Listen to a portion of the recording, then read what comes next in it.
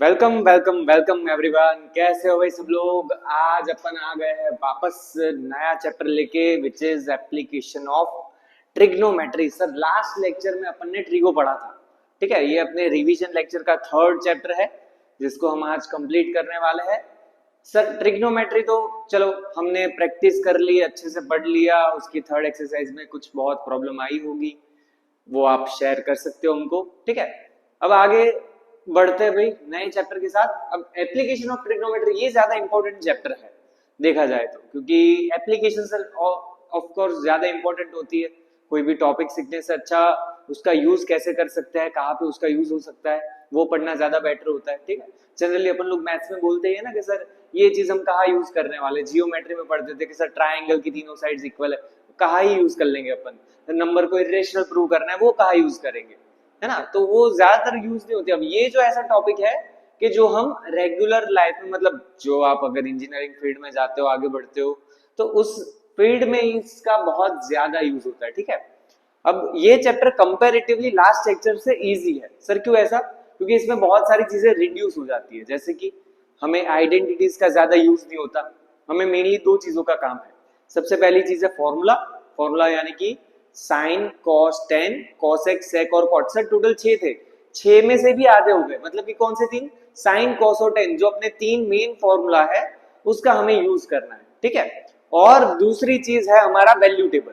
Value table में भी आधी वैल्यू ही हो जाएगी क्योंकि साइन कॉस टेन के बारे में ही पढ़ रहे हैं, ठीक है। तो एग्जाम के परस्पेक्टिव से भी बहुत ज्यादा इंपॉर्टेंट चैप्टर, इसके केस स्टडी पूछे जाते हैं। इवन 5 मार्कर क्वेश्चंस में भी इस चैप्टर के क्वेश्चन आ सकते हैं, ठीक है। तो चलिए स्टार्ट करते हैं भाई। अपन पहले उसके फंडामेंटल्स पढ़ते हैं कि भाई क्या क्या चीजें सीखने वाले। चैप्टर में ज्यादा थियोरेटिकल पोर्शन नहीं है, ठीक है। उसका कॉन्सेप्ट अपने को क्लियर होना चाहिए। दो ही चीजें हैं। सबसे पहली चीज है एंगल ऑफ एलिवेशन, दूसरा है एंगल ऑफ डिप्रेशन, ठीक है। तो चलो उसके बारे में समझते हैं। सबसे पहली चीज मेरे को ये बताओ कि अगर समझो अपनी मुंडी की बात करते हैं, ठीक है। आप आंखों से ही देखते हो ना सब लोग, हाँ। तो अगर आंखों से देखते सर, अगर मैं स्ट्रेट लाइन में देख रहा हूं, समझो ऐसा मान लो कि आप लोग एक दिन के लिए सुपरमैन बन गए, ठीक है। वो आंखों से उसका कजरारे कजरारे निकलता है ना, हाँ। तो समझो कजरारे निकल रहा है आपकी आंखों से। तो अगर आपकी मुंडी स्ट्रेट है तो जो आपके आंखों से जो रेज निकलेगी वो कौन सी डायरेक्शन में जाएगी? सर जैसे कि मैं अभी कैमरा की तरफ दिख रहा हूं तो मेरी आंखें सीधी है एकदम। मेरी आंखों में से जो कजरारे निकलेगा वो सीधा आपकी आंखों को मिलेगा। हाँ सही बात है सर, ठीक है। अगर मैं इस डायरेक्शन में देख रहा हूं तो सर वो लाइन ऐसे बनेगी, ठीक है।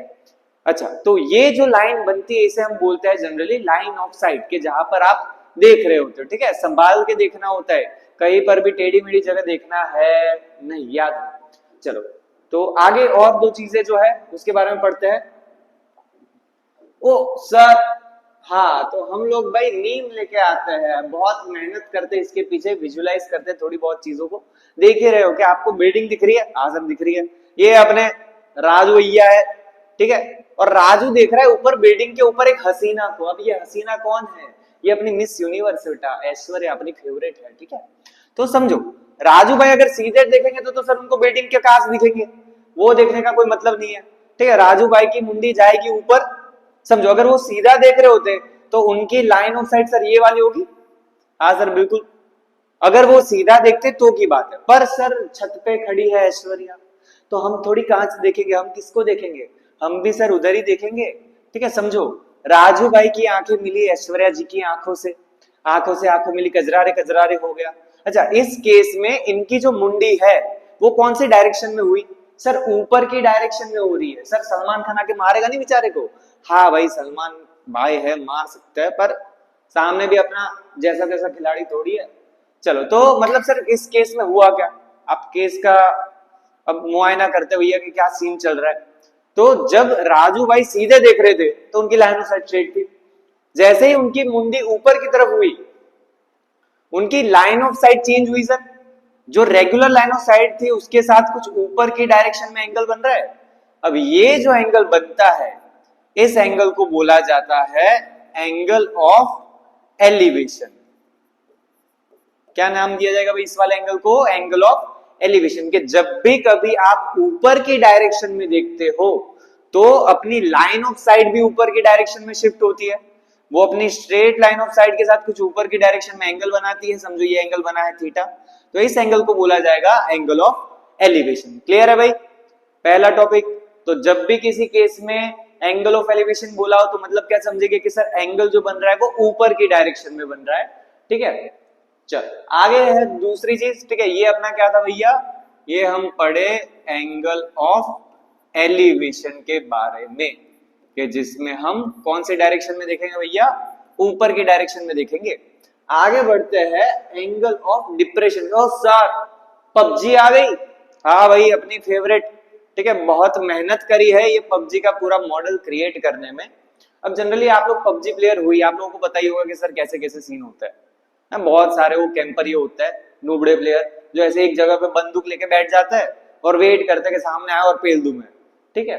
तो यहाँ पर भी ऐसा कुछ ही है, समझो कि यहाँ पर आपको दिख रहा होगा ये अपना घर है, इस घर के ऊपर आपको एक बंदा दिख रहा होगा, यहाँ पर शायद ना भी दिखे क्योंकि कैंपर है, कैंपर जनरली दिखते नहीं है किसी को, तो ये कैंप करके ऊपर बैठा है। अच्छा अगर वो ऊपर बैठा है, अगर वो उधर से सीधा देखेगा तो ये वाली जो लाइन बनेगी वो उसकी क्या गिनी जाएगी सर, लाइन ऑफ साइट होगी। अब यहाँ पर झाड़ के पीछे दूसरा एक बंदा कैंप करके बैठा है, इसको दिख गया है तो वो क्या करेगा सर, सीधा टांगेगा उसके खोपड़े पे, हेडशॉट मारने का ट्राई करेगा, चिकन डिनर लेना है सर, आखिरी किल है अपना। तो वो अपनी बंदूक जो है सर ऊपर से लेके जाएगा नीचे की डायरेक्शन में, तो मतलब इस केस में उसका जो एंगल है वो नीचे की डायरेक्शन में बन रहा है। हाँ सर बिल्कुल, कि उसकी जो लाइन ऑफ साइट थी उसके साथ वो एंगल बना रहा है नीचे की डायरेक्शन में, और नीचे की डायरेक्शन में जब एंगल बनता है तो इस एंगल को बोला जाता है एंगल ऑफ डिप्रेशन। हाँ सर जीवन में बहुत ज्यादा है, ये जो दो चैप्टर आपने पढ़ाए हैं, एक तो एप्लीकेशन ट्रिग्नोमेट्री और ये एप्लीकेशन ऑफ ट्रिग्नोमेट्री जो आज स्टार्ट किया, ये दोनों ही डिप्रेसिंग चैप्टर है, पर नहीं अपन मजा लेके पढ़ेंगे, क्लियर है भाई। तो मतलब कि जब सीधी लाइन होती है वो अपनी होती है लाइन ऑफ साइट, अगर ऊपर जाते हैं, अगर मुंडी ऊपर जाएगी तो क्या बोला जाएगा, एंगल ऑफ एलिवेशन, और अगर हम नीचे की डायरेक्शन में देखेंगे किसी चीज को तो उसे क्या बोला जाएगा, एंगल ऑफ डिप्रेशन। ठीक है भाई, क्लियर है, इतनी चीज है। एंगल ऑफ एलिवेशन कब बनता है, जब मुंडी जाती है ऊपर, एंगल ऑफ डिप्रेशन कब बनता है, जब मुंडी जाती है नीचे, और हम देखेंगे अपनी आंखों से। अब इस चैप्टर के लिए जनरली किसी भी इंसान को एज अ पॉइंट फॉर्म में कन्वर्ट किया गया है, ठीक है। अगर गिवन होगा तो आपको बोल देंगे कि भाई इसकी हाइट इतनी है, वो आंखों से देखेगा, ठीक है। बट अगर ऐसा कुछ नहीं दिया तो हम क्या समझेंगे कि जो भी बंदा है वो पॉइंट के फॉर्म में है, ठीक है। तो उसके बेस पे अपन आगे थोड़े इंपॉर्टेंट क्वेश्चंस लेके आए हैं कि जो आपको इस चैप्टर को समझने में और इस चैप्टर में किस टाइप के क्वेश्चंस पूछे जाते हैं वो समझने में एकदम आसान कर देगा, और उसी टाइप के जनरली क्वेश्चंस पूछे जाते हैं। अगर इतने क्वेश्चंस आपको आ गए हैं बनाने तो उसके रिलेटेड उसके अंदर अगर कोई भी क्वेश्चन घुमा फिरा के देंगे तो आप सॉल्व कर पाओगे, ठीक है। उसके लिए सबसे पहली चीज हमें फॉर्मूला याद होनी चाहिए। फॉर्मूला कौन कौन से थे सर, साइन का था, कॉस का था, टेन का था। शॉर्ट फॉर्म अपन ने याद किया था, पापा बियर पियोगे, हाँ बेटा वाला, हाँ सर बिल्कुल याद है। क्या था शॉर्ट फॉर्म, पापा बियर पियोगे, और क्या था नीचे, हाँ हाँ बेटा। पहला जो फॉर्मूला था वो था साइन का, दूसरा फॉर्मूला था कॉस का, और तीसरा फॉर्मूला था टेन का, ठीक है। एंगल्स जनरली आपको क्वेश्चन में दिए होते हैं, वो अपन एंगल वाला टॉपिक भी लास्ट लेक्चर में पढ़े थे। अगर वो वापस रिवाइज करना चाहते हो तो आप पहला जो अपना चैप्टर 8 का रिवीजन लेक्चर वो देख सकते हो, उसमें आपको सारी चीजें मिल जाएगी। चलो आगे बढ़ते हैं क्वेश्चंस की तरफ कि क्वेश्चंस किस टाइप के। इसमें मैंने कुछ टेक्स्ट बुक के इंपॉर्टेंट एग्जाम्स भी इंक्लूड किए हैं, कुछ केस स्टडी, एक केस स्टडी हमने लिया है, कुछ पीवाईक्यूज भी है, ठीक है, तो जो आपको इजी रहेगा समझने के लिए। चलो पहले क्वेश्चन की तरफ आगे बढ़ते हैं। अब सिर्फ क्वेश्चन पढ़ना ऊपर ऊपर से उसका कोई मतलब नहीं, आपको क्वेश्चन की हर एक लाइन का मीनिंग पता चलना चाहिए, क्योंकि हमें बनाने हैं डायग्राम, खुद से बनाने। क्वेश्चंस में जनरली नहीं दिए होते, अगर केस स्टडी हो तो उसमें आलतू फालतू डायग्राम दिए होंगे, एग्जैक्ट डायग्राम नहीं दिया होगा। तो डायग्राम ठीक से बनाना है पहले, उसी के बेस पे अपन क्वेश्चन सॉल्व कर पाएंगे। अगर डायग्राम सही होगा तो क्वेश्चन ऑटोमेटिकली डायरेक्ट हो जाएगा, ठीक है। चलो तो पहला क्वेश्चन हमें दिया हुआ है, an electrician has to repair an electric fault on a pole of a height 5 metre. के एक इलेक्ट्रिशियन है जिसको एक पोल पे थोड़ा लफड़ा हो गया है कि सर लाइट चली गई है, अपने यहाँ पे बहुत ज्यादा होता है। तो एक पोल है, इलेक्ट्रिक पोल है, वहां पे कुछ प्रॉब्लम हो गया है। अब ये इलेक्ट्रिशियन है, उसको चढ़ना पड़ेगा। अब चढ़ने के लिए वो सीधी बात है सीढ़ी का यूज करेगा। अब सीढ़ी किस एंगल पे रखेंगे, कितनी हाइट होनी चाहिए, सीढ़ी की लेंथ क्या होनी चाहिए, कौन सा एंगल होना चाहिए, तो इन सारी चीजों में ट्रिग्नोमेट्री अपन यूज करते हैं, एप्लीकेशन ऑफ ट्रिग्नोमेट्री। अब देखो कैसे है, क्वेश्चन क्या दिया है, एक इलेक्ट्रिशियन है जिसको रिपेयर करना है इलेक्ट्रिक फॉल्ट, और ये जो पोल है उसकी हाइट अपने को कितनी दे रखी है, 5 मीटर। समझो मैं यहाँ पर सबसे पहली चीज, ये अपना जमीन होगा, थोड़ी टेढ़ी है मेरे को पता है, अपना डायग्राम कभी सीधा होता नहीं है। समझो कि ये है अपनी जमीन, ठीक है। जमीन के ऊपर होगा सर अपना पोल। अच्छा, पोल किसी दिन आपने टेढ़ा मेढ़ा देखा है? नहीं सर, पोल जो होता है वो ऑलवेज कैसा होता है, 90 डिग्री बनाता है। तो ये यहाँ पर परपेंडिकुलर बनाएगा ही, फिक्स चीज। और इस पोल को मैं नाम दे देता हूं ए बी। अच्छा, हमें क्वेश्चन में क्या बोला है, पोल ऑफ हाइट 5 मीटर के। ये जो पोल है सर, इसकी हाइट अपने को कितनी दे रखी है, 5 मीटर दे रखी है। क्लियर है? ये शायद दिख ना रहा हो, रुको, ये जो अपना किधर गया, ये रहा। ये जो पोल है इसकी हाइट कितनी है, 5 मीटर है। आगे क्या बोला है, she needs to reach a point 1.3 below the top. कि ये जो इलेक्ट्रिशियन है, अपनी लड़की है भैया, और उसको 1.3 मीटर अबव जाना, बिलो जाना? सर बिलो जाना है, टॉप से 1.3 मीटर बिलो। यानी कि समझो यहां कोई पॉइंट है सी, जो कितना नीचे होगा, ए से लेकर सी का डिस्टेंस कितना दिया है हमें, कि सर वो टॉप से 1.3 मीटर बिलो है। तो अगर मुझे बीसी की वैल्यू फाइंड करनी हो तो हम कर सकते हैं, बिल्कुल सर। हमारे पास एसी की वैल्यू दे रखी है, एसी की वैल्यू कितनी है, 1.3 मीटर। हमारे पास टोटल ए बी का मेजरमेंट कितना था, सर ए बी था हमारे पास 5 मीटर। और अगर मुझे बी सी ढूंढना हो तो बी सी ढूंढने के लिए हम क्या कर सकते हैं सर टोटल ए बी की वैल्यू में से ए सी की वैल्यू क्या कर दो, उड़ा दो। तो हम क्या करेंगे, B C is equals to A B में से माइनस कर देंगे ए सी। ए बी की वैल्यू थी हमारे पास 5 और ए सी की वैल्यू है हमारे पास 1.3। तो 5 में से अगर 1.3 जाएगा तो हमारे पास आंसर आ जाएगा 3.7 metres, which means B point से लेकर सी पॉइंट तक का जो डिस्टेंस होगा वो कितना होगा, 3.7 मीटर्स होगा सर। अच्छा, आगे क्या दिया है, what should be the length of the ladder.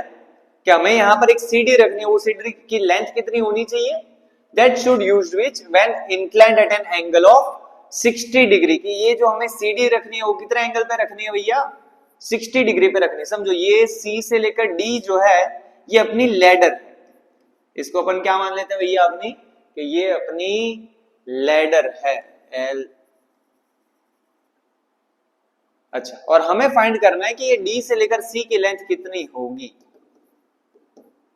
और एंगल ऑफ इंक्लिनेशन यानी कि एंगल ऑफ एलिवेशन, ऊपर की डायरेक्शन में जो एंगल बन रहा है वो कितना दे रखा है अपने को, 60 डिग्री। यानी कि थीटा हमारे पास क्वेश्चन में गिवन है 60 डिग्री। ओके, चलो सर क्लियर है।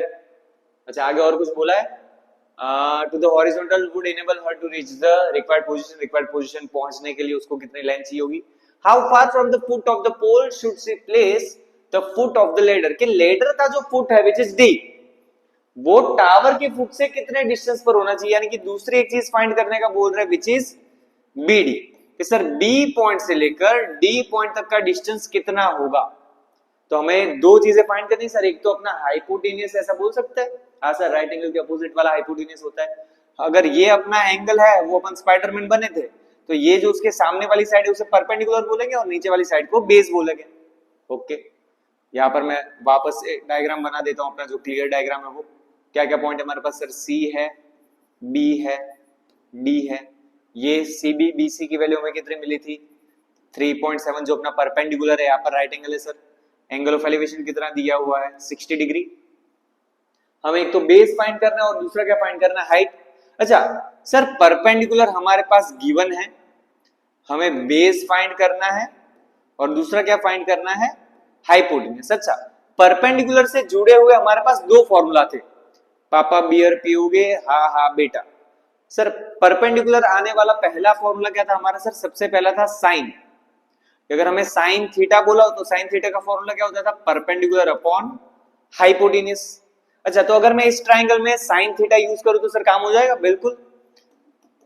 साइन डी का अगर मैं फॉर्मूला बनाऊं एंगल डी के लिए, क्योंकि हमारे पास एंगल डी गिवन है, बोलो एंगल डी के लिए परपेंडिकुलर कौन माना जाएगा सर, एंगल डी के अपोजिट वाली साइड उसका परपेंडिकुलर होगा। यानी कि sine D is equal to क्या लिखा जाएगा, बीसी अपॉन हाइपोटेन्यूज। हाइपोटेन्यूज क्या है हमारे पास, सीडी। सो देयरफॉर साइन, अच्छा एंगल डी हमारे पास क्वेश्चन में गिवन है, बिल्कुल सर। साइन की हमारे पास डी की वैल्यू दे रखी है 60 डिग्री। ओके, बीसी की वैल्यू क्या दे रखी है सर, बीसी हमारे पास है 3.7 और सीडी हमारे पास है नहीं। दूसरी चीज हमें पता होनी चाहिए साइन 60 की वैल्यू, जो हमें याद होगी वैल्यू टेबल के ऊपर से। मैंने बोला था कि भाई वैल्यू टेबल एक पूरा आपको याद रह जाना चाहिए, अगर याद नहीं रहता तो आपको वैल्यू टेबल बनाना आना चाहिए, ठीक है। तो वो आप एग्जाम हॉल में जाके तुरंत छाप सकते हो अपने लास्ट पेज पे। तो साइन 60 की वैल्यू सर होती थी √3/2 is equals to 3.7 divided by CD। और अगर हमें CD फाइंड करना है तो सर क्रॉस मल्टीप्लाई करना पड़ेगा। CD जाएगा सामने, 2 डिवीजन में सामने जाएगा तो 3.7 के साथ आ जाएगा मल्टीप्लीकेशन में, और डिवीजन में √3। चलो 3.7 को अगर मैं 2 से मल्टीप्लाई कर दूं तो कितना हो जाएगा भैया, 3.7 मल्टीप्लाइड बाय 2, 60 प्लस 14 यानी कि 74, ये हो जाएगा सर 7.4 डिवाइडेड बाय √3। पर सर डिवीजन में कभी भी स्क्वायर रूट नहीं रखते अपन, वो अपन लास्ट लेक्चर में जो वैल्यू टेबल वाले क्वेश्चन थे उसमें भी पढ़े थे। तो स्क्वायर रूट हटाने के लिए हम क्या करेंगे सर, रेशनलाइज कर देंगे, √3 से मल्टीप्लाई और √3 से divide. So therefore CD is equals to 7.4 √3। √3 into √3 कितना हो जाएगा भैया सर, 3 हो जाएगा मीटर्स। यानी कि जो हमारी लैडर है उसकी लेंथ हमें रखनी पड़ेगी 7.4 √3 डिवाइडेड बाय 3। अगर 7.4 डिविजिबल है तो कर सकते हो, नहीं है तो कोई करने की जरूरत है नहीं। सर ये तो CD मिला, कितना मिला, ये जो भी वैल्यू है 7.4 √3/3। BD के लिए क्या करेंगे, तो सर हमारे पास परपेंडिकुलर गिवन है और बेस फाइंड करना है। परपेंडिकुलर और बेस दोनों किस में आते थे सर, tan वाले फॉर्मूला में भी तो आते थे। तो अगर मैं यहाँ पर tan का फॉर्मूला लगाऊं, अपना जो ट्राइंगल था यहाँ पर D पॉइंट था, यहाँ पर क्या था हमारे पास C था, यहाँ पर B था, एंगल हमें दे रखा था 60 डिग्री, और ये हमारे पास कितना मिला था 3.7। तो अगर मैं इस वाले ट्राइंगल में tan D का फॉर्मूला अप्लाई करूं, बोलो tan D कितना हो जाएगा सर, tan D का मतलब होगा परपेंडिकुलर अपॉन बेस। परपेंडिकुलर है हमारे पास BC और बेस हमारे पास है BD। अच्छा एंगल तो सर हमारे पास है ही है tan 60, ओके।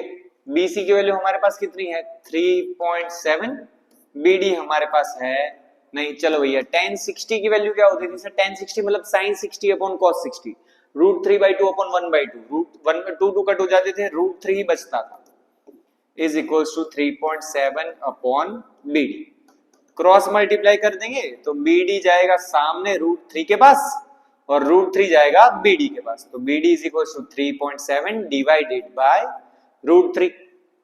सर वापस से रेशनलाइज करना पड़ेगा, तो √3 से मल्टीप्लाई किया, √3 से डिवाइड किया, so therefore BD is equals to 3.7 √3 divided by 3 metres. ये आ गया अपना फाइनल आंसर। यानी कि सर जो अपनी लैडर है वो इतने डिस्टेंस पर होनी चाहिए अपने पोल के फुट से, और अपनी लैडर की जो लेंथ है वो कितनी होनी चाहिए 7.4 √3/3 मीटर्स। तो ये हो गया अपना पहला क्वेश्चन खत्म। क्लियर है भाई, समझ आ रहा है सबको, पक्की बात है। आगे बढ़ते हैं अपन लोग नेक्स्ट क्वेश्चन के साथ। नेक्स्ट क्वेश्चन ये भी एक इंपॉर्टेंट क्वेश्चन है। देखो क्या दिया हुआ है अपने को, the shadow of a tower. क्या दिया हुआ है, शैडो यानी कि परछाई दी हुई है सर, कि हमारे पास एक टावर है, समझो कि ये टावर है, ठीक है, इधर अपन फिट कर देते हैं, ये टावर है, दिख रहा है भाई सबको। अच्छा अगर यहाँ पर समझो अपना सूरज है कहीं पर, सूरज की रेज इसके ऊपर पड़ेंगे, इसकी मुंडी पर, और सीधी बात है सर उसकी परछाई कुछ डिस्टेंस पर गिरेगी। यहाँ पर मेरे हाथ पे मेरे को तो दिख रही है, आप लोगों को नहीं दिख रही होगी शायद तक, पर सर समझ सकते हैं हम लोग कि भाई अगर कोई ऑब्जेक्ट सीधा खड़ा है तो उसकी परछाई कुछ ना कुछ डिस्टेंस पे होती है। किसकी वजह से होती है, क्योंकि उसके ऊपर सन के रेज रिफ्लेक्ट करते हैं, ठीक है। तो हमें क्या बोला, the shadow of a tower standing on a level ground is found to be 40 metre longer. इस शैडो की जो लेंथ है वो कैसी दे रखी है सर, 40 मीटर लॉन्गर दे रखी है। कंपैरिजन हो रहा है सर, पर किसके कंपैरेटिवली 40 मीटर लॉन्गर है, when the sun's altitude is 30 degree then when it is 60 degree. के जब सन का एल्टीट्यूड 30 डिग्री था तब अपने शैडो की लेंथ 40 मीटर ज्यादा थी। पर सर किसके कंपैरेटिवली, अभी भी समझ नहीं आया। तो समझो कि समझो यहां पर अपना है सूरज, चमक रहा है मस्त, अरे चमकेगा तो ऐसे चमकेगा सर, येलो कलर का होता है, ठीक है। यहां पर समझो अपना पोल है, ये अपनी जमीन तो होगी, क्लियर बात है भाई। अच्छा समझो ये अपना पोल है AB। अच्छा सर सन के रेज ऐसे गिरेंगे यहाँ पर, हाँ सर बिल्कुल, और यहाँ पर उसका कुछ शैडो बनेगा। समझो यहाँ पर जो एंगल बन रहा है सन का, ये है 60 डिग्री, तो यहाँ पर भी कितना होगा सर 60 डिग्री होगा। तो इस वाले केस में इसका कुछ शेडो होगा, बिल्कुल होगा सर, कोई फिक्स मेजरमेंट होगा, पता नहीं कितना होगा। अब क्या हुआ, जैसे जैसे सर दिन बीतेगा सन ढलता जाएगा, सूरज हुआ मध्यम, अब मध्यम होते होते ये सर कुछ अलग एंगल पे आ जाएगा अपना सन जो है वो, ठीक है। अच्छा, अब यहां पर से उसके रेस सर वापस से जाएंगे, तो इस हिसाब से होगा, यानी कि शेडो जो है वो कंपैरेटिवली सर लेंथी होता जाएगा। जैसे जैसे दिन ढलता जाता है, आपने देखा होगा, नोटिस किया होगा कि एक टाइम पर आपका शेडो का जो लेंथ होता है, समझो कि 2 बजे की बात करते हैं, 2 बजे समझो आपके शेडो का लेंथ 1 मीटर है, तो 4 बजने के आसपास उसकी लेंथ इंक्रीज हो जाती है, ठीक है। तो जैसे जैसे सन का एल्टीट्यूड डिक्रीज होता है, अपने शेडो की लेंथ जो होती है वो क्या हो जाती है, इंक्रीज हो जाती है। चलो अब ये चीज को सर अच्छे से समझते, एक डायग्राम प्रॉपर बनाते भैया। चलो क्या दिया हुआ हमें क्वेश्चन में कि एक शेडो है अपने टावर का, जिसका शेडो का लेंथ चेंज हो रहा है with respect to sun's altitude. Altitude sir एक बार 30 डिग्री दिया, एक बार कितना दिया है 60 डिग्री, अलग अलग एंगल पे सन है, और अलग अलग एंगल की वजह से उसके शेडो की लेंथ भी डिफरेंट डिफरेंट मिल रही है। समझो अपन मान लेते कि ये जो अपना है ये अपना टावर है, अरे बहुत बड़ा बन गया भैया टावर, इधर बना देते हैं। चलो ये ए बी जो है अपना क्या दिया हुआ है, टावर दिया हुआ। सन सर 2 एंगल्स पर, एक तो 60 डिग्री पर है और एक 30 डिग्री पर। समझो सन पहले यहां पर है, यहां पर उसके रेज जाएंगे इस हिसाब से,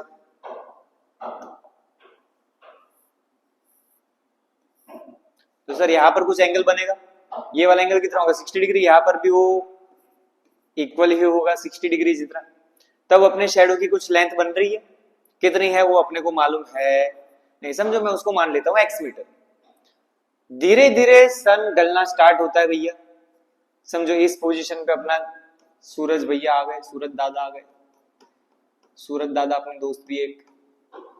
चलो यहां पर से सर एंगल बनेगा, अब ये जो एंगल बना वो कितना होगा सर, बोला हुआ है 30 डिग्री, और अपना जो शेडो है वो कितना मीटर लेंथी हुआ सर, पहले के कंपैरेटिवली 40 मीटर हो गया ज्यादा, पहले x था, अब यहां पर उसकी लेंथ इसके कंपैरेटिवली और कितनी बढ़ गई सर, 40 मीटर एक्सटेंड हो गई। मतलब ये टोटल लेंथ की बात करें तो टोटल लेंथ कितना हो जाएगा सर, ये वाला पार्ट हमारे पास x है, ये वाला पार्ट हमारे पास कितना है 40 मीटर ज्यादा है, तो टोटल लेंथ कितनी हो जाएगी x प्लस 40 मीटर्स। इस वाले केस में एंगल 60 डिग्री था, इस वाले केस में एंगल कितना था 30 डिग्री। हमें क्वेश्चन में पूछा है then find the height of a tower, कि ये जो ए बी टावर है इसकी हाइट कितनी होगी। अच्छा, टावर जो होगा सर वो जमीन के साथ 90 डिग्री बनाएगा, हाँ वो चीज तो फिक्स है हमारे पास। क्या यहाँ पर 2 ट्राइंगल्स बन रहे हैं सर, वैसे तो 3 है अगर देखा जाए तो, पहला ट्राइंगल है ए बी सी, दूसरा ट्राइंगल है ए बी डी, तीसरा ट्राइंगल है ए सी डी। 3 में से हमें कौन से ट्राइंगल्स यूज करना है, तो अपन ने लास्ट लेक्चर में एक बात की थी कि भाई ट्रिग्नोमेट्री जो है वो सिर्फ और सिर्फ राइट एंगल ट्राइंगल के लिए काम करेगा अपन 10th स्टैंडर्ड के लिए, यानी कि अगर आपका ट्राइंगल राइट एंगल है तो ही अपन उसमें ट्रिग्नोमेट्री अप्लाई करेंगे, वरना अप्लाई करेंगे नहीं। जैसे कि पहला ट्राइंगल कौन सा है सर, ये वाला ट्राइंगल दिख रहा है, क्या नाम होगा इस वाले ट्राइंगल का, ए बी सी, ओके। दूसरा ट्राइंगल ए बी डी, ये जो बड़ा सा ट्राइंगल बन रहा है वो भी राइट एंगल ही है, पर एसीडी वाला जो ट्राइंगल है वो राइट एंगल ट्राइंगल है नहीं, तो उसका यूज करना नहीं है। दूसरी चीज, दूसरा एक शॉर्ट फॉर्म, कि जब भी आपके क्वेश्चन में 2 ट्राइंगल्स फॉर्म होते हो, कितने ट्राइंगल बने भैया, 2 ट्राइंगल बनने, तो जनरली उसमें एक ही फंक्शन अप्लाई किया जाता है जो है tan, ठीक है। मोस्टली हर एक क्वेश्चन में ये चीज अप्लाई होती है कि अगर आपके डायग्राम में 2 ट्राइंगल्स फॉर्म हो रहा है तो अपन हर बार कौन सा फंक्शन अप्लाई करेंगे भैया, tan थीटा। चलो तो बारी बारी से अपन दोनों ट्राइंगल को लेते हैं। सबसे पहले छुटकू वाला ट्राइंगल पकड़ते हैं, कौन सा ट्राइंगल है, छुटकू वाला ट्राइंगल एबीसी। अगर डाउट हो कुछ भी तो अपन एक रफ डायग्राम बाजू में बनाते रहेंगे रफ में, तो जिससे कि आपको आइडिया आता रहे कि भाई हमें परपेंडिकुलर क्या लेना है, बेस क्या लेना है, ओके। यहाँ पर हमारे पास एंगल कितना बन रहा है 60 डिग्री, हाइट h है, b से लेकर c का डिस्टेंस अपन ने x अज्यूम किया, लिख देते हैं। Let B C is equals to x metre. हमारे पास CD कितना है, CD है 40 मीटर, और B से लेकर D टोटल कितना मिला, B से लेकर D हो गया सर x प्लस 40 मीटर्स। चलो सर फंक्शन कौन सा यूज करना है, tan। एंगल हमारे पास C है तो हम यूज करेंगे tan C। कौन से ट्राइंगल में, इन ट्राइंगल ABC। चलो tan C बोलो, tan का फॉर्मूला क्या था सर, tan का फॉर्मूला था परपेंडिकुलर अपॉन बेस। तो अगर मैं इस ट्राइंगल की बात करूं ABC की, तो इस वाले ट्राइंगल में परपेंडिकुलर का काम कौन करेगा सर, एंगल के अपोजिट वाली साइड, यानी कि AB जो होगा वो अपना क्या हो जाएगा, परपेंडिकुलर। और बेस कौन होगा सर, अपना बेस हो जाएगा BC, तो BC अपना हो जाएगा बेस। अच्छा एंगल हमारे पास है, हाँ सर बिल्कुल है। एंगल से कितना दिया हुआ है, 60 डिग्री। AB की वैल्यू क्या है सर, AB हमारे पास है h और BC हमारे पास है x। tan 60 की वैल्यू होती है √3 is equals to h by x। अगर हम x को सामने भेज दे तो √3x इज इक्वल्स टू हमें क्या मिलेगा, h। इसे हम नाम दे देते हैं भैया इक्वेशन नंबर 1, जिसको अपन आगे यूज करेंगे इक्वेशन सॉल्व करने के लिए, ठीक है। यहाँ पर हमें कोई वैल्यू नहीं मिली, पर ये h को हमें x के फॉर्म में लेके आए, ठीक है, जिसका आगे बड़ा काम है। आगे बढ़ते हुए सेकंड ट्रायंगल लेना है। सेकंड ट्रायंगल कौन सा होगा, राइट एंगल ट्रायंगल। देखो ध्यान से सर, A पॉइंट से लेकर B पॉइंट और B से लेकर जाएंगे D पॉइंट। ये बड़ा सा जो ट्रायंगल बन रहा है ये भी राइट एंगल ट्रायंगल है, और हम सिर्फ और सिर्फ राइट एंगल ट्रायंगल यूज करने वाले हैं। तो इस वाले ट्रायंगल की बात करते भाई, इधर अपन थोड़ा जगह का यूज करते हैं। जगह खत्म हो गई है, साइड में थोड़ी है, बच रही है क्या, देख। चलो भाई, तो आगे क्या करना है हमें सर, हमें h is equal to √3x मिल गया है। दूसरा हमें कौन सा ट्राइंगल लेना है, ट्राइंगल ABD लेना है सर। चलो ट्राइंगल ABD के लिए बात करते हैं। इन ट्राइंगल ABD, बड़ा सा ट्राइंगल है सर हमारे पास, हाँ सर बहुत बड़ा है। ये है A, यहाँ पर B, यहाँ पर है D। ये राइट एंगल तो बन ही रहा है। यहाँ पर जो एंगल दिया है वो आपको कितना दिया हुआ है सर, 30 डिग्री। तो इसमें भी अपन tan फंक्शन अप्लाई करते हैं। tan d बोलो, tan d का सर tan का फॉर्मूला सेम ही था, परपेंडिकुलर अपॉन बेस। इस वाले एंगल के लिए, इस वाले 30 डिग्री के लिए परपेंडिकुलर का काम कौन करेगा, AB, और बेस हमारे पास हो जाएगा BD। एंगल हमारे पास है 30 डिग्री, तो tan 30 is equals to AB। AB हमारे पास कितना था, h, और BD हमारे पास कितना है, BD। BD की वैल्यू ये रही सर, x प्लस 40, तो ये हो जाएगा x प्लस 40। अच्छा tan 30 की वैल्यू क्या होती है, tan 30 होता है sir 1/√3। h is equal to हमें क्या मिला है, √3x, तो यहाँ पर हम लिख देंगे √3x divided by x plus 40। Sir cross multiply कर देता है, x प्लस 40 जाएगा 1 के साथ, तो क्या लिखा जाएगा, x plus 40 is equal to √3 into √3 क्या हो जाएगा, 3x, प्लस x को भेज देंगे सामने, प्लस x सामने गया तो 40 इज इक्वल टू क्या हो जाएगा sir, 2x, and therefore x is equal to 20 metre. Sir ये तो x मिला, हमें x थोड़ी ढूंढना है, हमें तो ढूंढना था हाइट। तो सर हाइट है तो सही, इसमें पुट कर देते हैं x की वैल्यू। तो h इज इक्वल टू क्या लिखा जाएगा, √3 इंटू 20। √3 इंटू 20 कितना हो जाएगा, 20√3 मीटर्स। क्लियर है भाई। तो ये एक बहुत ही आईएमपी क्वेश्चन है जो आने के चांसेस है। क्लियर है भाई सबको। आगे बढ़ते हैं नेक्स्ट क्वेश्चन में। नेक्स्ट क्वेश्चन में दिया है, ये भाई बहुत ज्यादा आईएमपी क्वेश्चन है, इस टाइप के क्वेश्चंस बहुत पूछे जाते हैं एग्जाम में। ऐसा एक और हमारे पास टेक्स्ट बुक में क्वेश्चन भी है, वो 1.2 मीटर लॉन्ग गर्ल वाला, ठीक है। तो हमें यहाँ पर क्वेश्चन में क्या दिया, पहले तो डायग्राम इसका ढंग से बनाना है। डायग्राम में क्या आएगा, कौन कौन सी लेंथ लेनी है, कौन कौन से ट्राइंगल्स लेने हैं, वो ढंग से देखना पड़ेगा पहले अपने को। चलो क्वेश्चन पढ़ते हैं। क्वेश्चन में हमें दिया है 1.5 मीटर टॉल बॉय, ठीक है, एक समझो मेरी हाइट का एक लड़का है, ठीक है, कितनी हाइट है, 1.5 मीटर टॉल बॉय है, ठीक है। वो standing at a distance from a 30 metre tall building. वो 30 मीटर टॉल बिल्डिंग से कुछ डिस्टेंस पे खड़ा है। कितने डिस्टेंस पे खड़ा है वो अपने को मालूम है नहीं। चलो अपन मान लेते हैं कि ये अपना है रास्ता,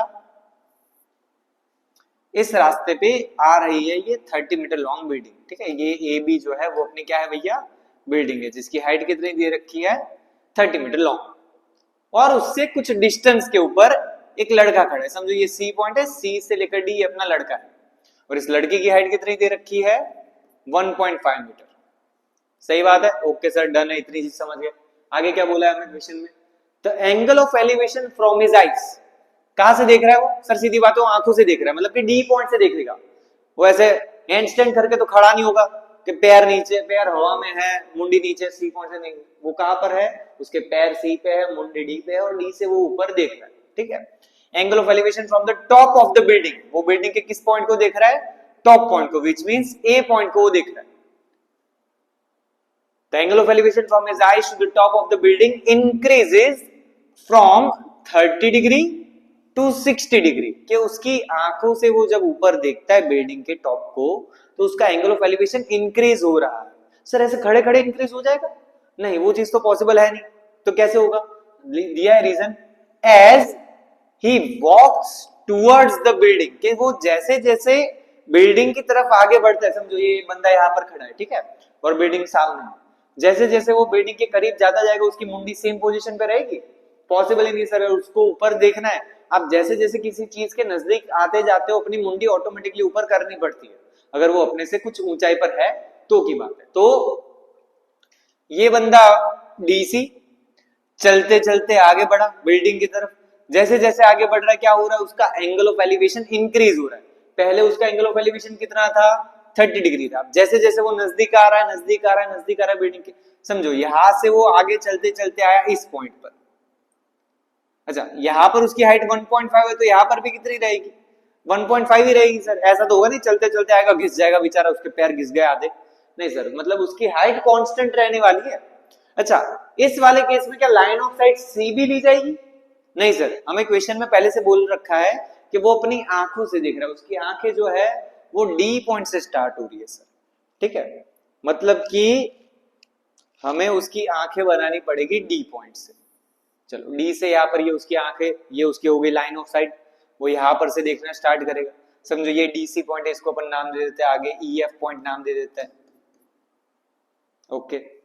चलो आगे बढ़ते हैं अपन, चलो शेप्स है भाई हमारे पास, शेप्स का यूज करेंगे। अच्छा वो सर पहले डी से देख रहा था ए की तरफ, और फिर वो ई से भी देख रहा है ए की तरफ, इतनी पतली,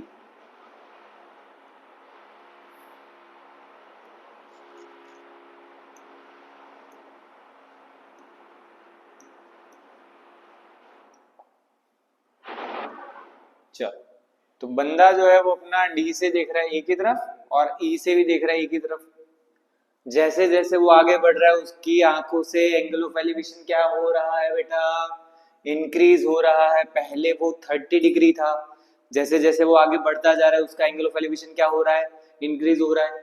यहाँ पर उसका एंगल ऑफ एलिवेशन पहले कितना था 30 डिग्री, जैसे जैसे आगे बढ़ा उसका एंगल ऑफ एलिवेशन बढ़ गया सर, वो कितना हो गया 60 डिग्री, सही बात है सर। अच्छा क्या ट्रायंगल यहाँ पर जो है सर, ये यहाँ पर परपेंडिकुलर होगी, वो तो अपने को पता है, बिल्डिंग जो होती है सीधी बात है जमीन से 90 डिग्री बनाएगी, यहाँ पर भी कितना एंगल बनेगा 90।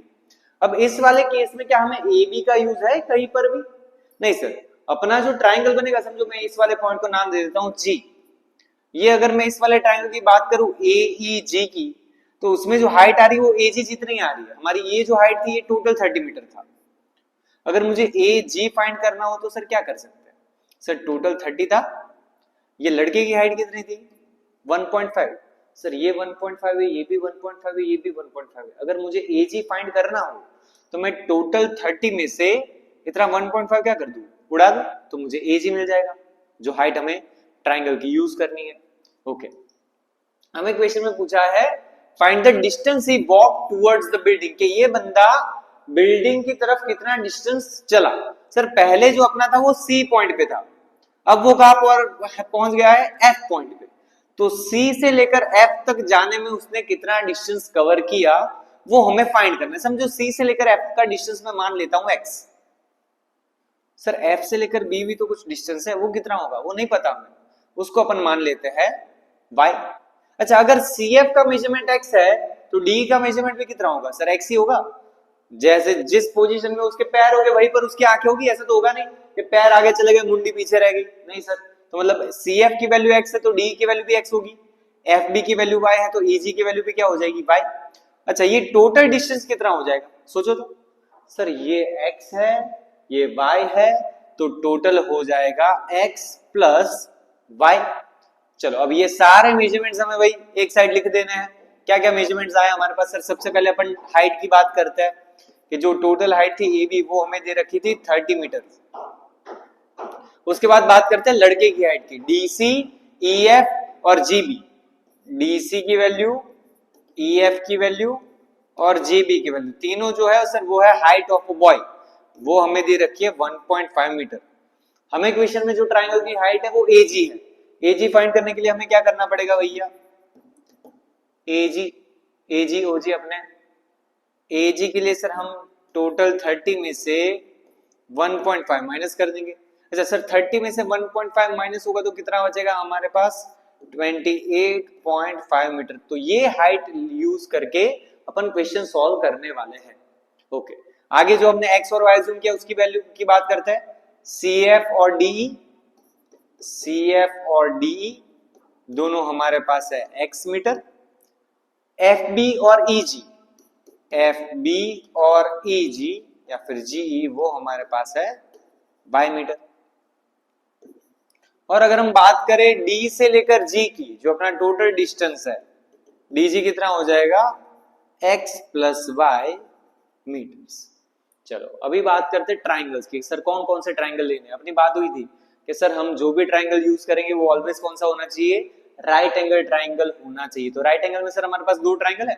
सबसे पहला है ए जी ई, जो छुटकू वाला ट्राइंगल है उसकी बात करते हैं। ये वाला ट्राइंगल नंबर 1 नाम दे दिया वो। चलो उस वाले ट्राइंगल का ये बात करते हैं। यहाँ पर मैं रफ डायग्राम बना देता हूँ। उसमें क्या क्या मेजरमेंट्स है, ए पॉइंट है, जी पॉइंट है, ई पॉइंट है। एंगल ई पे हमारा एंगल ऑफ एलिवेशन कितना बन रहा है? 60 डिग्री। ई जी की वैल्यू y है, ए जी की वैल्यू है 28.5।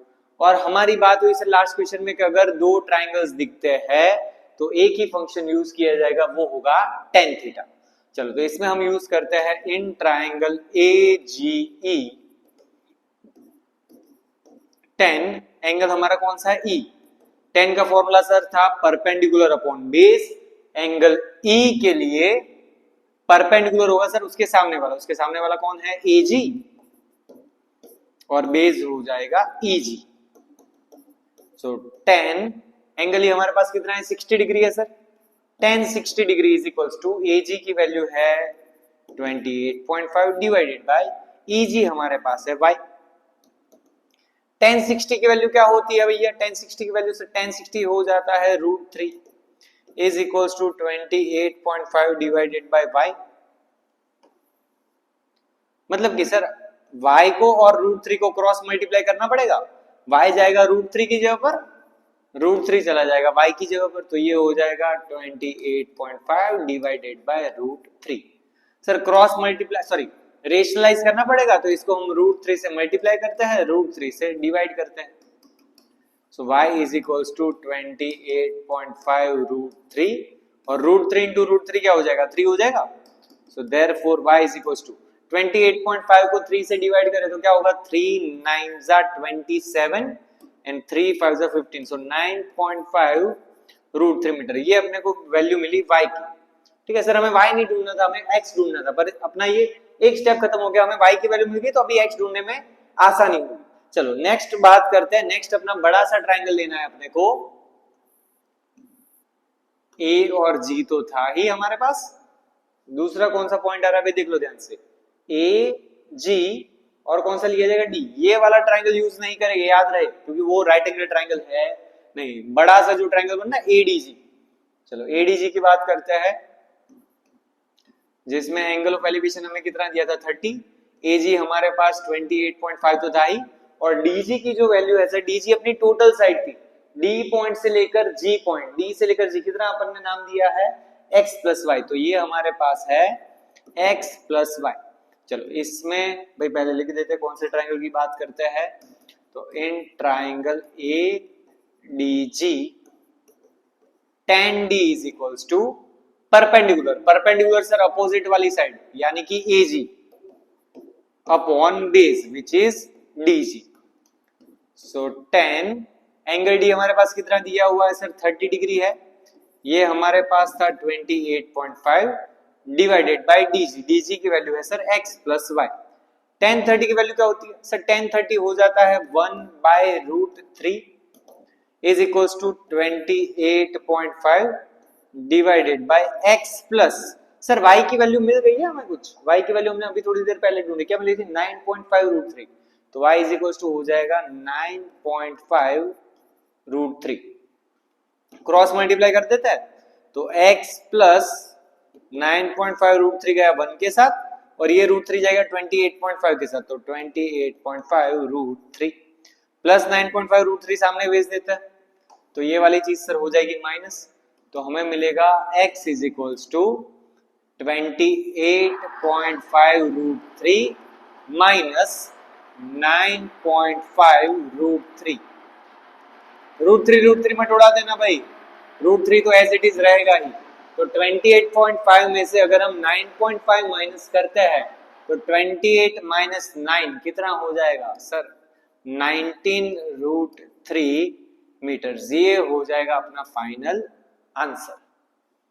क्लियर है भाई सबको, ये जो था इतना डिस्टेंस अपने लड़के ने कवर किया होगा।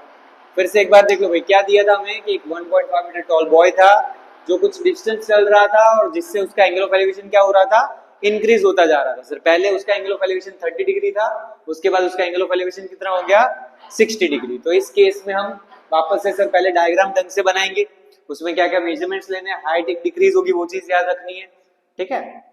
चलो आगे बढ़ते हैं भाई नेक्स्ट क्वेश्चन की तरफ। नेक्स्ट क्वेश्चन में हमें दिया है अ स्टैचू 1.6 मीटर टॉल, एक स्टैचू है जिसकी हाइट कितनी दे रखी है 1.6 मीटर टॉल, 1.6 मीटर ऊंचाई का एक स्टैचू है, stands on the top of a pedestal. Statue जो है उसको भी हमने किसके ऊपर रखा है, पेडिस्टल के ऊपर। आपने बाहुबली वाला पिक्चर देखा होगा, वो उसमें बल्लाल देव की मूर्ति रखता है ना, तो डायरेक्ट मूर्ति नहीं होती सर, नीचे पहले एक बेस होता है और उस बेस के ऊपर मूर्ति को रखा जाता है। तो समझो यहां पर भी सेम चीज बोली कि समझो ये अपना जो ए बी है, मान लो कि ये अपना पेडिस्टल है, ठीक है, बेस जो है, और इस बेस के ऊपर अपन ने क्या रखी हुई, अपनी मूर्ति रखी हुई। ये जो ए से लेकर सी जो है ये अपना स्टैचू है और ए से लेकर बी अपना क्या है, पेडिस्टल। ये अपना स्टैचू है और ये अपना पेडिस्टल है, ठीक है। और स्टैचू की हाइट कितनी दे रखी है सर 1.6 मीटर। अच्छा ये दोनों जमीन के साथ एंगल तो यहाँ पर कितना होगा सर 90 होगा, वर्टिकली होता है एकदम। चलो आगे क्या बोला है, from a point on the ground, ground के ऊपर किसी एक पॉइंट के ऊपर से the angle of elevation, sir ground के ऊपर पॉइंट हम ऊपर की डायरेक्शन में दिख रहे हैं, इसी वजह से एंगल ऑफ एलिवेशन दिया है। तो top of the statue, top बोला है पर किसका टॉप, स्टैचू। अच्छा सर स्टैचू था सीए, सीए में टॉप कौन बोला जाएगा सर, ऊपर वाला पॉइंट सी। ये जो सी पॉइंट है सर वो टॉप के ऊपर है। इसको जब हम देखते हैं तो सर कुछ एंगल ऑफ एलिवेशन बन रहा है, कितना बन रहा है एंगल ऑफ एलिवेशन, देखो तो कितना दे रखा है सर 60 डिग्री दिया है। तो यानी कि ये जो एंगल ऑफ एलिवेशन है ये कितना दिया हुआ है 60 डिग्री। आगे क्या बोला है हमें, and from the same point, उसी पॉइंट के ऊपर से द एंगल ऑफ एलिवेशन, यानी कि वापस सर ऊपर ही देख रहे हैं, टॉप ऑफ द पेडिस्टल। इस बार हम किस चीज को देख रहे हैं सर, पेडिस्टल के टॉप को। पेडिस्टल अपना ए बी था, तो ए जो पॉइंट है वो सर पेडिस्टल का टॉप माना जाएगा। अगर आप ए पर देखते हो तो अब एंगल ऑफ एलिवेशन कितना बनता है सर, ये वाला जो एंगल ऑफ एलिवेशन है वो कम होगा, जो हमें क्वेश्चन में दे रखा है 45 डिग्री। ओके सर, हमें क्या फाइंड करना है, हाइट ऑफ द पेडिस्टल। समझो इस पेडिस्टल की हाइट को हम मान लेते हैं h, let A B which is the height of a pedestal, उसको अपन ने h मीटर अज्यूम कर लिया। AC हमारे पास ऑलरेडी है क्वेश्चन में, AC कितना है 1.6 मीटर। अच्छा अगर मुझे ये टोटल लेंथ फाइंड करनी हो C से लेकर B, क्या कर सकते हैं सोचो तो। ये सर अगर आपको C पॉइंट से लेकर B पॉइंट तक जाना है तो दोनों मेजरमेंट्स को प्लस कर दो, 1.6 और h दोनों ही एक दूसरे में क्या हो जाएंगे, ऐड हो जाएंगे। तो 1.6 प्लस h मीटर, 1.6 h लिख के मत आ जाना गलती से। ओके सर हमें दो एंगल्स दिए है, दो ट्राइंगल्स भी बन रहा है। ये वाला ट्राइंगल यूज नहीं करेंगे क्योंकि वो राइट एंगल ट्राइंगल नहीं, तो कौन से दो ट्राइंगल लाएंगे सर, पहला आएगा ABD और दूसरा आएगा CBD। चलो पहले ABD वाला ट्राइंगल की बात करते हैं। इन ट्राइंगल ABD, चलो यहाँ पर उसका रफ डायग्राम भी बना देते हैं अपन। यहाँ पर A पॉइंट है, यहाँ पर B है, यहाँ पर D है, ये बना राइट एंगल। AB की वैल्यू है h, यहां पर एंगल ऑफ एलिवेशन कितना बन रहा है 45। ओके चलो सर हम यूज करेंगे tan d।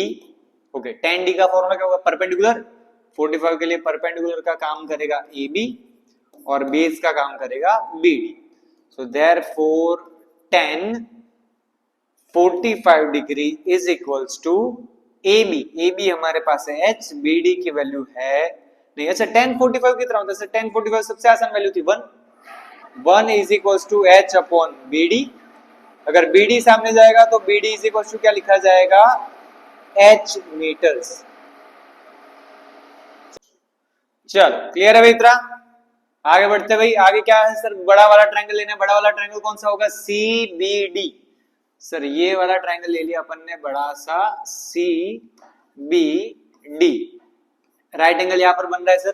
एंगल डी हमारे पास कितना था सर? एंगल डी हमारे पास आ रहा था 60 डिग्री। चलो इसमें वापस से tan वाला फॉर्मूला अप्लाई करते हैं। तो tan d is equals to perpendicular है CB और बेस है BD।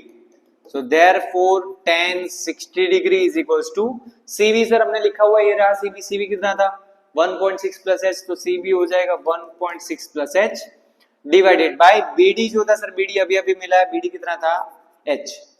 tan 60 की वैल्यू होती है सर, tan 60 की वैल्यू होती है √3 is equals to 1.6 plus h divided by h। h को सर सामने भेज देते हैं तो क्या हो जाएगा √3h is equals to 1.6 plus h। चलो आगे सिंप्लीफाई करते हैं इसको। √3h इज इक्वल्स टू क्या मिला था 1.6 प्लस h सामने चला जाएगा तो √3h minus h is equals to 1.6। Clear है भाई? दोनों में से सर h जो है वो कॉमन जैसा दिख रहा है, h माइनस मत कर देना। h कॉमन निकाल लेंगे तो अंदर क्या बचेगा sir √3 minus 1 is equals to 1.6। हमें सर हाइट फाइंड करनी थी पेडेस्टल की, h ही फाइंड करना है तो √3 माइनस 1 को भेज देंगे डिवीजन में तो 1.6 divided by √3 minus 1। Square root नहीं चलेगा तो मतलब रेशनलाइज करेंगे। ठीक है, रेशनलाइज करने के लिए मल्टीप्लाई की चौकड़ी है, कैंसिल नहीं किया है। तो रेशनलाइज करने के लिए सर साइन चेंज कर देते थे, प्लस हो तो माइनस, माइनस हो तो प्लस। तो √3 प्लस 1 से मल्टीप्लाई, √3 प्लस 1 से divide. So therefore h is equals to 1.6 into √3 plus 1 divided by √3 minus 1 into √3 plus 1। Sir division में एक फिक्स आइडेंटिटी होती है रेशनलाइज करते time, a square minus b square. तो a की जगह पर है √3 तो यहां पर लिखा जाएगा √3 का स्क्वायर माइनस 1 का square. So therefore h is equals to 1.6 into √3 plus 1 divided by √3 का स्क्वायर सर क्या हो जाएगा 3, 1 का स्क्वायर हो जाएगा 1। So h is equals to 1.6 into √3 plus 1, 3 minus 1 हो जाएगा 2 और 1.6 को 2 से डिवाइड करोगे तो आंसर आ जाएगा 0.8 इनटू √3 प्लस 1 मीटर। तो जो अपना पेडेस्टल है इसकी हाइट इतनी कुछ होगी। सर ऐसा अजीबोगरीब आंसर आ सकता है? बिल्कुल भाई, अपने को उतना टेंशन नहीं लेना है ऐसा अजीबोगरीब आंसर देख के। चलो आगे बढ़ते भाई नेक्स्ट क्वेश्चन पे। नेक्स्ट क्वेश्चन में दिया ये भी एक और आईएमपी क्वेश्चन है कि एक स्ट्रेट हाईवे जो है leads to a foot of a tower. कि एक स्ट्रेट हाईवे जो है वो कहां पर जा रहा है सर? एक फुट ऑफ द टावर की तरफ जा रहा है। समझो ये अपना जो है ये टावर है AB और ये जो है BC, वो अपना क्या है सर? एक हाईवे है। ठीक है, हाईवे पर आगे हम क्या कर रहे हैं? A man standing at the top of the tower. एक बंदा खड़ा है यहाँ पर A पॉइंट पे। ठीक है, वो क्या कर रहा है भाई? ऑब्जर्व कर रहा है नीचे, ऐसे नवरा बैठा है वेल्ला, कुछ काम धंधा नहीं है। बिल्डिंग पे चढ़ के आप गाड़ियों को आते जाते देख रहा है कि वाह यार क्या मस्त गाड़ी आ रही है। ठीक है, तो अब सीधी बात है सर, वो ऊपर बैठा है तो उसकी जो लाइन ऑफ साइट होगी वो ये वाली होगी। ऊपर से वो स्ट्रेट डायरेक्शन में देखा, वो पबजी वाला देखा अपन ने। ठीक है, तो वो यहाँ पे कैंप कर रहा है, नीचे से गाड़ियों को आते जाते देख रहा है।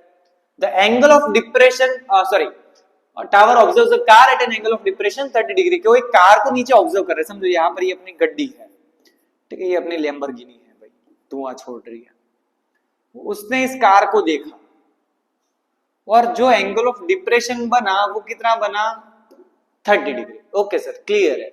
आगे क्या हुआ? Which is approaching the foot of the tower. कि जो फुट ऑफ द टावर इस डायरेक्शन में वो आगे बढ़ रही है। अप्रोच कर रही है ना फुट को, यानी कि उसकी तरफ आगे बढ़ेगी with a uniform speed, same speed से ट्रैवल करेगी। ऐसा नहीं कि पहले 30 हो फिर 40 ऐसे भगा रहा है, नाइट्रो कर दिया, नहीं, सेम स्पीड से आगे बढ़ रहा है 6 सेकंड्स लेटर। ठीक है, 6 सेकंड आपको टाइम दिया गया है, स्पीड नहीं दी, मेजरमेंट डिस्टेंस नहीं दिया आपको, क्या बोला है 6 सेकंड के बाद वो बंदा वापस से देखता है। The angle of depression of the car is found to be 60 degree. 6 second के बाद सर कार वापस आगे बढ़ी। समझो यहां पर अपनी गड्डी पहुंची इस पॉइंट पे, डी पॉइंट नाम दे देते इसको। यहां पर जब वो वापस देख रहा है तो इसका एंगल ऑफ डिप्रेशन कितना हो गया सर, बढ़ गया, कितना हो गया 60 डिग्री। अच्छा यहाँ पर z बन रहा है सर, हाँ z बन रहा है सर, तो अगर ये वाला एंगल 30 डिग्री है तो ये वाला एंगल भी कितना होगा 30 होगा।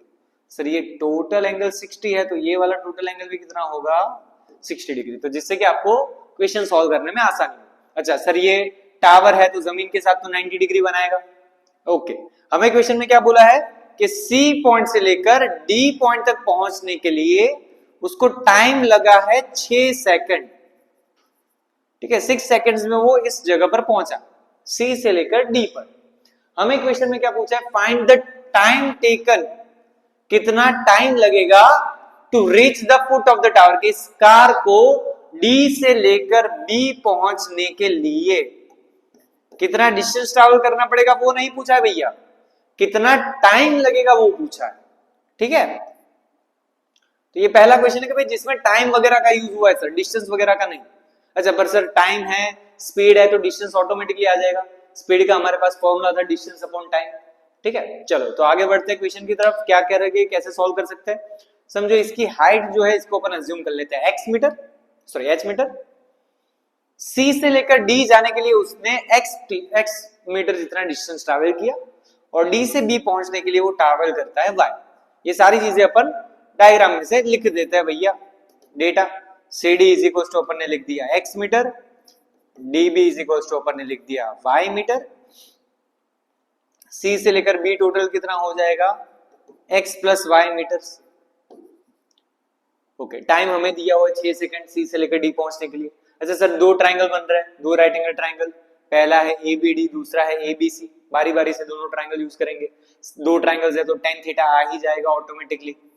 चलो तो यहाँ पर है AB और पहले ये छुटकू वाला D वाला छोटा ट्रायंगल लेता है, यहाँ पर राइट एंगल है, यहाँ पर एंगल ऑफ एलिवेशन कितना बन रहा है, क्या क्या दिया था हमें सर, एक 60 है और एक 30 है, तो ये 60 वाला होगा, नजदीक वाला है। तो चलो tan D is equals to perpendicular हो जाएगा AB, बेस हो जाएगा BD, so tan 60 is equals to AB हमने सर कितना अज्यूम किया है h मीटर, तो AB is equals to h, BD is equals to हमारे पास क्या है y दिया हुआ है, तो BD इज इक्वल्स टू हो जाएगा y।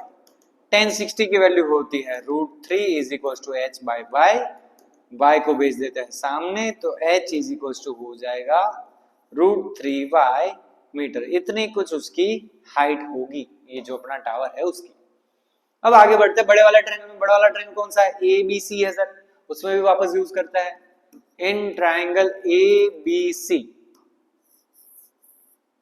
ये है A पॉइंट, ये B, यहाँ पर है C, ये अपना हुआ परपेंडिकुलर, यहाँ पर एंगल कितना बन रहा है 30 डिग्री, हाइट है h और टोटल डिस्टेंस है x plus y।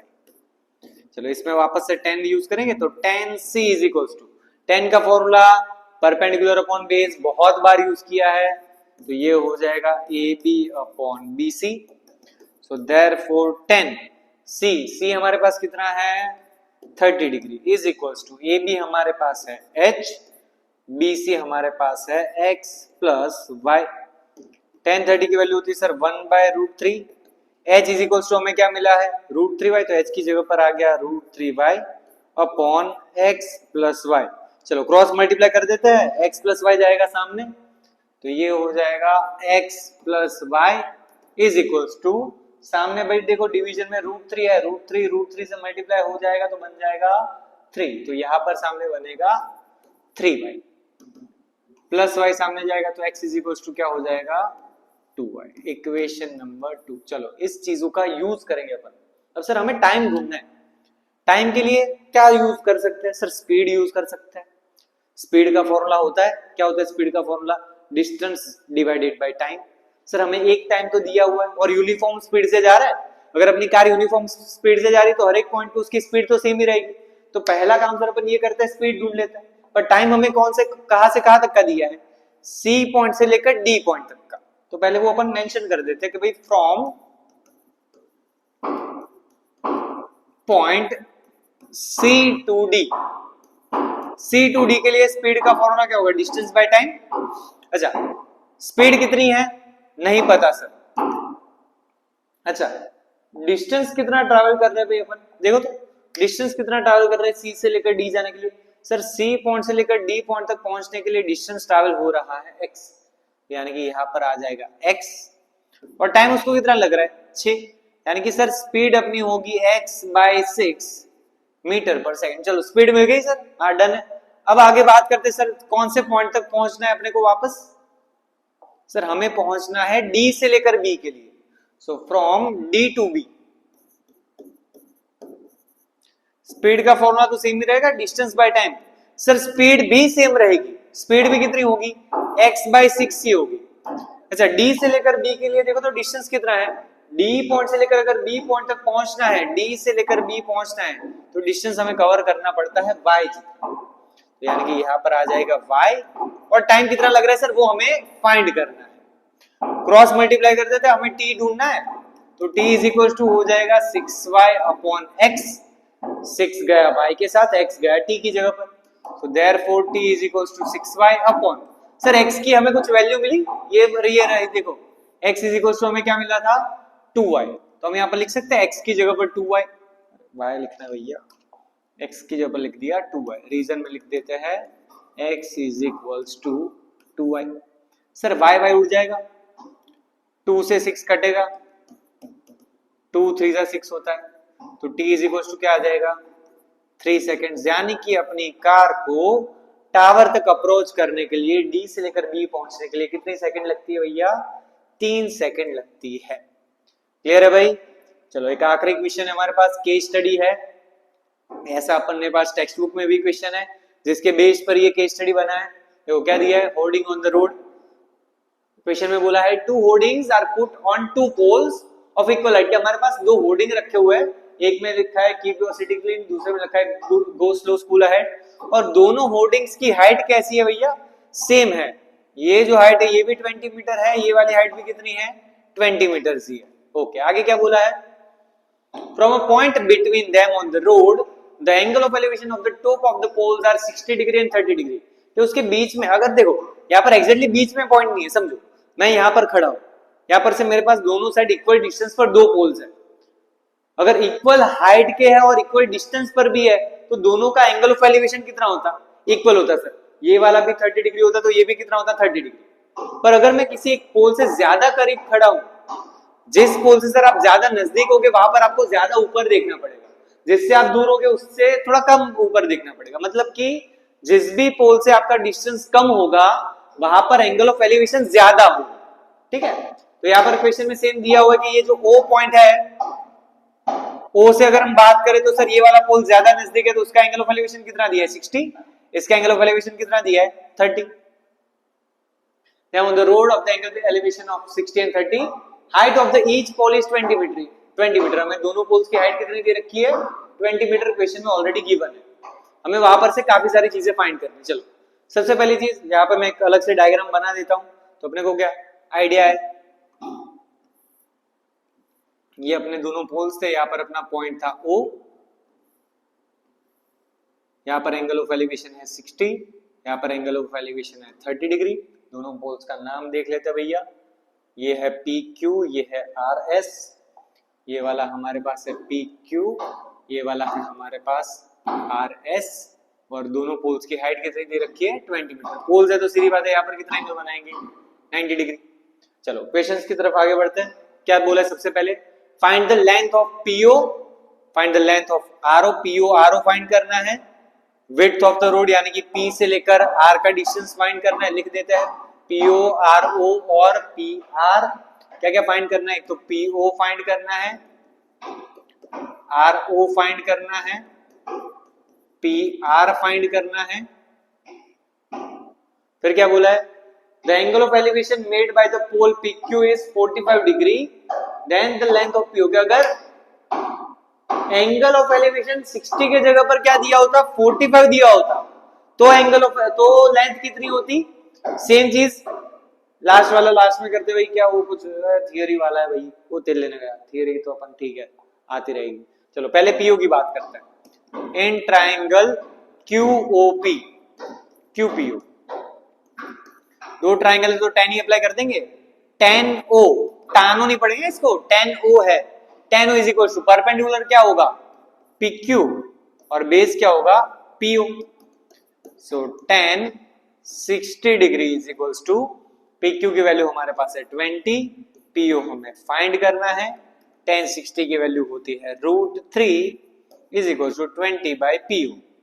Cross multiply कर देंगे तो PO इज इक्वल्स टू क्या हो जाएगा 20 बाय √3, मल्टीप्लाई डिवाइड कर दिया √3 से, तो यहां पर हमारे पास हो जाएगा sir PO is equals to 20 √3 divided by 3 metre. ये आ गई हमारी PO की वैल्यू। है भाई ऐसा कोई ऑप्शन 20 √3 बाय, नहीं सर, नन ऑफ दिस, ये आ जाएगा आंसर में। अच्छा √3 की वैल्यू हमें दे रखी है 1.73 पर, सारी सर ऐसी कोई वैल्यू सेट ही नहीं हो रही, मतलब वो आंसर नहीं होगा 20 √3 बाय 3। चलो आगे बात करते हैं OR के लिए। सर उसमें हम यूज करेंगे इन ट्राइंगल SOR।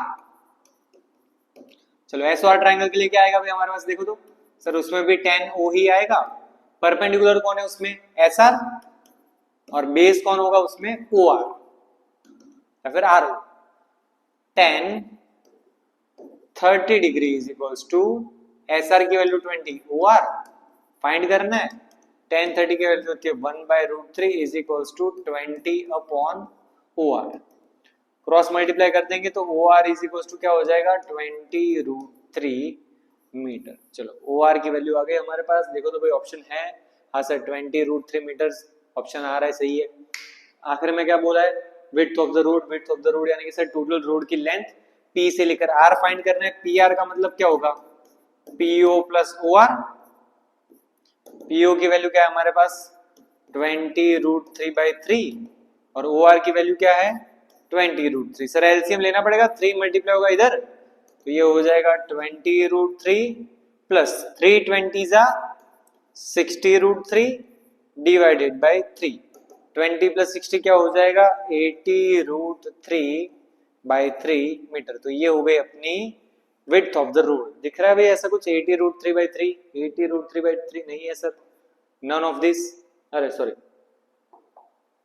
है सर, पॉइंट वाला है आंसर, तो यानी कि हमें √3 की वैल्यू रखनी पड़ेगी। √3 की वैल्यू क्या होगी 1.73, तो 80 इंटू 1.73 डिवाइडेड बाय 3। चलो भाई इसको कैलकुलेट करो, देखो क्या आंसर आता है, मल्टीप्लाई करके देख लो एक बार। आगे बढ़ते हैं लास्ट चीज पे। लास्ट चीज में क्या बोला गया है हमें, sir if the angle of elevation made by the pole PQ वाला जो पोल जो है वो कितना एंगल बना है 45 एंगल बना है। यहाँ पर मतलब कि सर 60 डिग्री की जगह पर अगर 45 होता तो हम यहाँ पर सर क्या यूज करते हैं tan 45, परपेंडिकुलर और बेस तो सेम ही रहते, क्या रहता परपेंडिकुलर PQ और बेस क्या होता PO। tan 45 की वैल्यू होती है 1, PQ है 20 और PO फाइंड करना था, तो PO की वैल्यू क्या हो जाएगी 20 मीटर। बात खत्म सर। ओके तो सर उसमें आंसर आ जाएगा 20 मीटर, डन है। आखिरी दिया था angle formed by the line of site with the horizontal when the point being viewed is above the horizontal line. अगर हॉरिजॉन्टल लाइन के ऊपर हो तो उसे क्या बोला जाता है एंगल ऑफ एलिवेशन। जब भी ऊपर की डायरेक्शन में दिखते हैं तो एंगल ऑफ एलिवेशन बनता है। ठीक है, तो इस टाइप के क्वेश्चंस भाई हो सकते हैं, ज्यादा से ज्यादा इसके क्वेश्चंस टेक्स्ट बुक के सॉल्व करो, उसके रिलेटेड बाहर के क्वेश्चंस आपके पास मॉड्यूल्स हो गए, प्रीवियस क्वेश्चन हो गए, उसको अपन और आगे सॉल्व करने के लेक्चर्स लेके आएंगे। ठीक है, आज के लिए इतना रखते हैं भाई। कोई भी डाउट डिफिकल्टी लगे इस चैप्टर के रिलेटेड तो कमेंट बॉक्स में कमेंट कर दो।